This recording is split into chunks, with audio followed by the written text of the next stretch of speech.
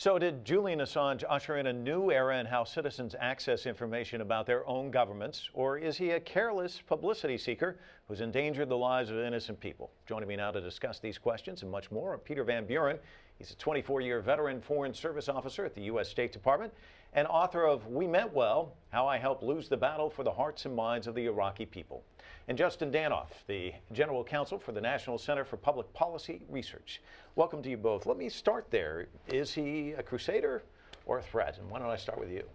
Sure. Well, under the 1917 Espionage Act, I believe that Senator Feinstein and Peter King, Representative King, both agree, both on complete opposite ideological ends of the American political spectrum, both agree that he should be found guilty, at least brought to justice, and face questions in a court about what he has released and why he thinks his First Amendment protections should be trumpeted over the protections of life, liberty, and pursuit of happiness of the soldiers he put in danger, the civilians he put in danger, the journalists he put in danger, and the national security interests of the United States and those we're trying to protect around the world. Let me ask you, Peter, your response. Do you agree? Or? It's interesting that the Espionage Act comes up. Prior to Obama taking office in 2008, the Espionage Act had only been used in the United States 3 times against government officials. The Obama administration has doubled the number of prosecutions and seeks the Espionage Act to use against Bradley Manning and, of course,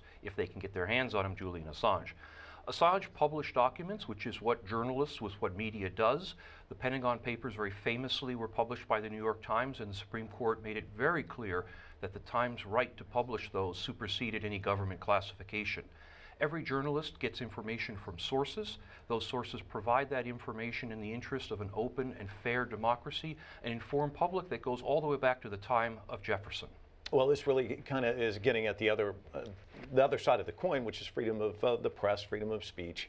So you feel as though, where do you draw the line, I guess is the question. Where is the border? I mean, people do have a right to know if their government's doing things that are wrong. That's part of the role of journalism, is to expose that. Sure, and what we have here is an individual who coerced documents out of Bradley Manning from all accounts that we can understand. He didn't just obtain these documents. He tried to obtain the documents to make the West look bad. This was his aim all along. We're talking about somebody who claims to want to highlight corruption. It was the actions of the West that made themselves look bad, correct? I mean, well, he just exposed that. If you don't do it, it doesn't happen. Yeah, exactly. If you're doing things by the book, that should be an issue.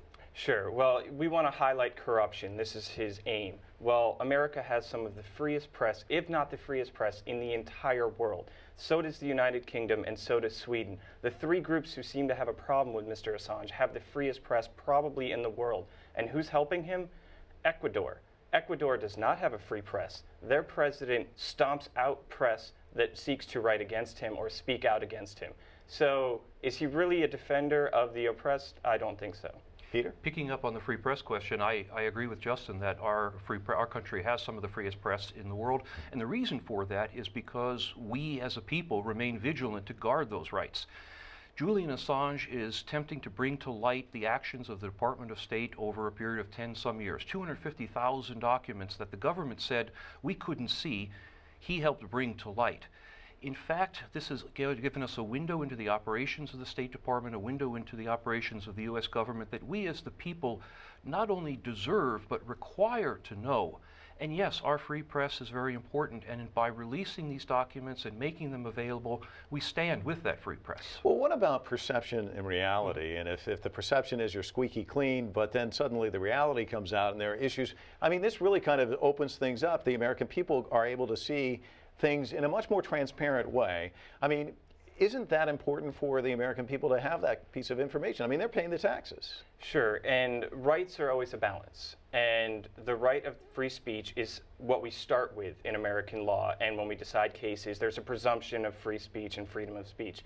However, when Admiral Mullen comes out and says the information that you provided aid and comfort to the Taliban, to Al-Shabaab, to Hezbollah, over the lives of American soldiers, I think you've crossed the line into damaging their rights of life, liberty, and pursuit of happiness, defending our economy, our country, defending freedom around the world. When you're giving aid and comfort to the Taliban, you've crossed over into past free press into espionage against the United States of America. How would you respond to that? I agree with it to a point. There are reasons to respect classified information. I spent my career dealing with classified information, and in fact had read many of the documents on WikiLeaks earlier in my job, in part of my work.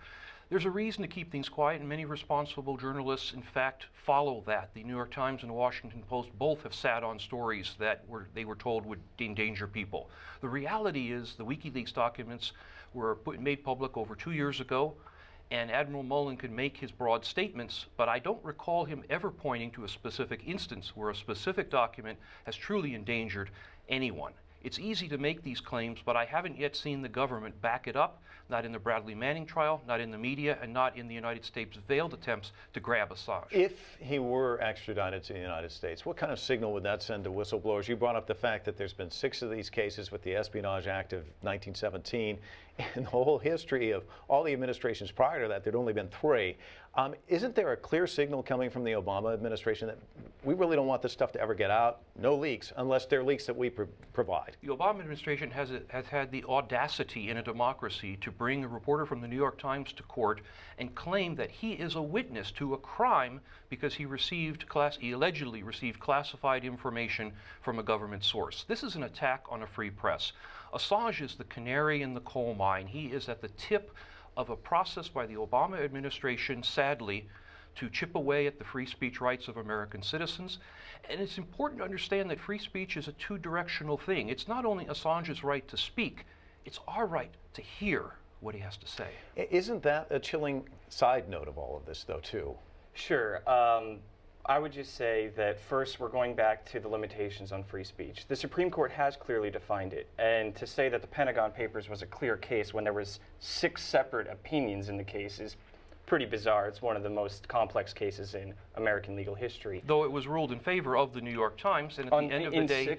In 6 separate opinions. Well, that's like being almost pregnant. The Supreme Court made a decision. Sure, and this case is separate and distinct from that case, and the Supreme Court has limited speech when there's a clear and present danger, as Assange put soldiers in on the field in clear and present danger. Assange outed Afghanis who were helping NATO forces, and the Taliban made credible threats to kill them once Assange outed them.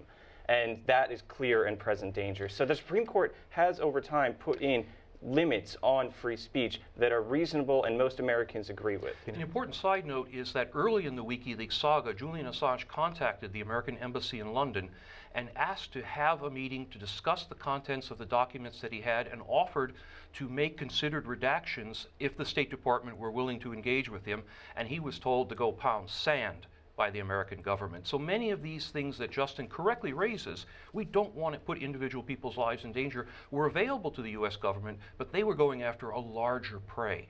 All right. Gentlemen, thank you so much for coming in and joining us here on The Heat. Thank you.